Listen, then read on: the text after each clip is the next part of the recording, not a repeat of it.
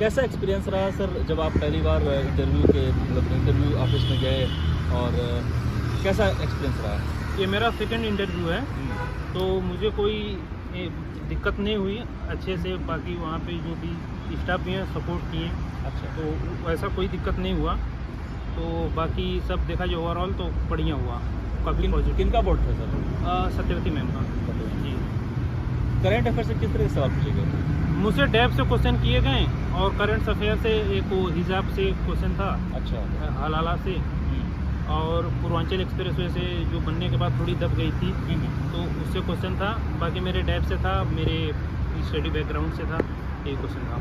अच्छा, कुछ ऐसा क्वेश्चन जो आपको लगा कि नहीं ये क्वेश्चन आप जवाब नहीं दे पाए या फिर आपको ऐसा लगा कि इससे बेहतर आप कर सकते थे इंटरव्यू? नहीं, उस पर करंट अफेयर के बाद क्योंकि मैं वाराणसी जिले का हूँ और वाराणसी से सटा जिला सोनभद्र है, तो वहाँ से रिलेटेड क्वेश्चन पूछे नक्सलवाद वगैरह पे। अच्छा, तो मुझे बाद में अभी फील हुआ कि मैं उस पर और बेटर कर सकता था, जो मैं कर नहीं पाया। सर ये सेकंड अटेम्प्ट था, फर्स्ट अटेम्प्ट में क्या हुआ, क्या रह गया था मतलब आपकी तरफ से चूक? एक्चुअली ये मेरा थर्ड अटेम्प्ट है। अच्छा, फर्स्ट अटेम्प्ट में मैंने मेंस क्वालिफाई नहीं किया था और पिछली बार 2021 में भी मैंने इंटरव्यू दिया था, और ये मेरा मतलब दूसरा इंटरव्यू है और तीसरा अटेम्प्ट। मीडियम और ऑप्शनल क्या है? मेरा मीडियम हिंदी है और मेरा ऑप्शनल पॉलिटिकल साइंस है। सर हिंदी लैंग्वेज से, सर हिंदी लैंग्वेज से कहते हैं कि रिजल्ट अच्छी नहीं बनती, इसमें आपका क्या पॉइंट ऑफ व्यू? ये मिथ है, ऐसा कुछ नहीं है। अगर हिंदी लैंग्वेज से रिजल्ट नहीं बनती तो इनफैक्ट हमको प्री में तो क्वालिफाई करना चाहिए, जहाँ पे OMR सीट से बस कॉपियाँ चेक होती हैं। सर ऑप्शनल का कितना रूल रहता है? ऑप्शनल का बहुत ज़्यादा रूल रहता है, क्योंकि ऑप्शनल 500 मार्क्स के रहते हैं और आपका ऑप्शनल जितना अच्छा रहेगा आपका सिलेक्शन का चांस उतना अच्छा होता है। आपने पॉलिटी ऑप्शनल क्यों चूज किया? पॉलिटी इसलिए चूज़ किया कि मेरा इंटरेस्ट था, मैं साइंस बैकग्राउंड से हूँ, तो इस वजह से मैंने ओके, अगर सर इंटरव्यू में क्वेश्चंस पूछे तो क्या क्वेश्चंस अभी पूछे गए स्पेसिफिक? नक्सलवाद से क्वेश्चन थे और पूर्वांचल एक्सप्रेसवे पे क्वेश्चन थे। उसके अलावा मेरे ऑप्शनल पॉलिटी से रिलेटेड क्वेश्चन थे, यही सब था। सर पाकिस्तान पे सर क्राइसिस हुआ उसमें सर क्वेश्चन रसिया के लिए नहीं सर करंट में जो अभी टॉपिक और अभी एक करंट का टॉपिक था, हमारे यहाँ पे 26 जनवरी की जो परेड हुई थी उसमें मिस्र की फौज आई थी वो, तो उस पे क्वेश्चन था। चीफ गेस्ट जो थे। हाँ जी। सर एक इम्पोर्टेंट क्वेश्चन, लैंग्वेज का इम्पैक्ट पड़ता है सर इंटरव्यू? बिल्कुल नहीं सर मेरा एक क्वेश्चन है, हिंदी लैंग्वेज के स्टूडेंट को कौन कौन सी परेशानियाँ आती हैं ड्यूरिंग UPSC प्रिपरेशन में और उसको किस तरह से हैंडल करना चाहिए? देखिए, हिंदी मीडियम वालों को सबसे ज़्यादा परेशानी इस बात की आती है कि हमारे जो सोर्सेस हैं वो इंग्लिश मीडियम के एवरेज में थोड़े कम हैं, और बाकी रह गई जैसे बाकी किताबों की बात और बाकी जो भी चीज़ें हैं, तो उसके लिए हिंदी और इंग्लिश मीडियम का भी हमारे सिलेक्शन का माध्यम है, जैसे हिंदी है चाहे इंग्लिश है, लेकिन वो कभी गलत इफेक्ट नहीं डाल सकता।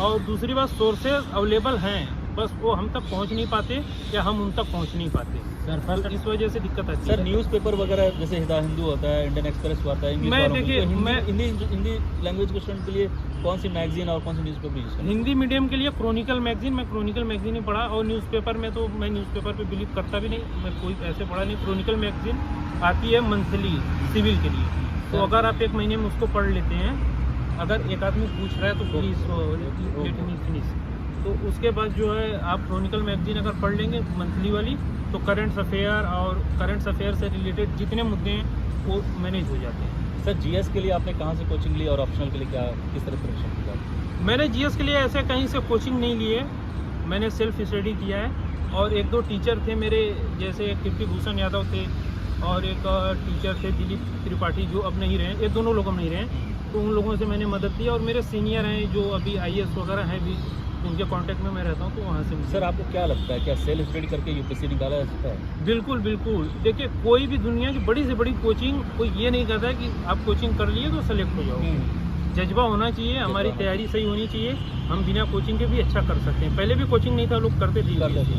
हाँ, और आज भी मुखर्जी नगर, इलाहाबाद, बाकी जगहों पे लोग कोचिंग करते हैं, लेकिन सब सेलेक्ट नहीं होते। तो जो सेलेक्ट होते हैं कुछ उनके अंदर अलग सी रहती है, और अगर वो डेडिकेशन रहे हमारे अंदर तो हम बिना कोचिंग के भी कर सकते हैं। सर आप कॉन्फिडेंट लग रहे हैं, कैसा रहा इंटरव्यू, मतलब इस बार आपका कैसा रहा? इंटरव्यू मेरा अच्छा रहा, और कोई ऐसा टॉपिक नहीं आया जहाँ पे मुझे सॉरी बोलना पड़े जैसे। अच्छा। फिर भी अभी मैं बाहर निकला हूँ तो मुझे लगा कि मैं एक दो क्वेश्चन और अच्छे से आंसर उसका दे सकता था। ऐसे कौन से क्वेश्चन थे जिसमें आपको ऐसा लग रहा है? पहला तो नक्सलवाद से था, क्योंकि सोनभद्र जिला बनारस से सटा हुआ है, पास में है, तो वहाँ से नक्सलवाद पे काफ़ी प्रश्न उन्होंने इधर उधर घुमाया, तो फिर उस पर मुझे लगा कि मैं इसको और अच्छे से उत्तर दे सकता था जो मैं नहीं दे पाया।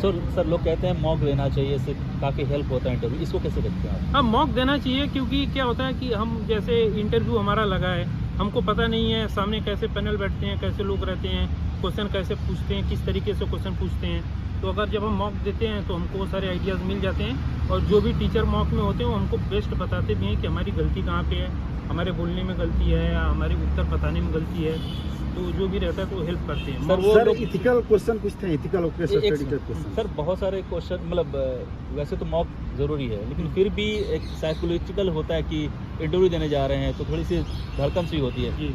फर्स्ट डे और फर्स्ट हाफ में इंटरव्यू, इसको आप कैसा लग रहा था आपको? कुछ ऐसी देखिए, मेरा बहुत सिंपल सा मानना है कि जो होना है होगा। अगर मैं डरूंगा तो ऐसा नहीं कि मुझे ज्वाइनिंग लेटर मिल जाएगा। करेक्ट। तो इस वजह से जो होगा उनके हाथ में जो था, मैं जितना अपना बेस्ट कर सकता था मैं करके आया। बाकी अब यूपीएससी के हाथ में, ऊपर वाले के हाथ में। सर इथिकल कंडीशनल क्वेश्चन कोई नहीं, कंडीशनल क्वेश्चन ऐसा तो कुछ नहीं था, क्योंकि डेप से इतने क्वेश्चन थे, कंडीशनल क्वेश्चन नहीं हुआ। सर फर्स्ट अटेम्प्ट और सेकंड अटेम्प्ट आपकी ऐसी कौन सी गलतियाँ थी जिसकी वजह से आपको? अब गलतियाँ थी, फर्स्ट अटेम्प्ट में मैंने मेंस मुझे टाइम नहीं मिला या मेरी तैयारी अच्छी नहीं थी। सेकंड अटेम्प्ट में मैंने इंटरव्यू दिया था, लेकिन मेरे मेंस में मार्क्स कम थे। न्यू एस्पिरेंट को आप क्या मैसेज देना चाहते हो कि इस तरह से करनी चाहिए? न्यू एस्पिरेंट्स को मैं मैसेज देना चाहूँगा कि बहुत ज़्यादा सोर्सेज में ना भागें, जो सोर्सेज हैं उनको पढ़ना, उन पर फोकस ज़्यादा करें, और पूरे सिलेबस को 100% कवर करने से अच्छा है कि आप 60% 70% को ही 100% बना लें, तो अच्छा रहेगा मेरे हिसाब से। और सर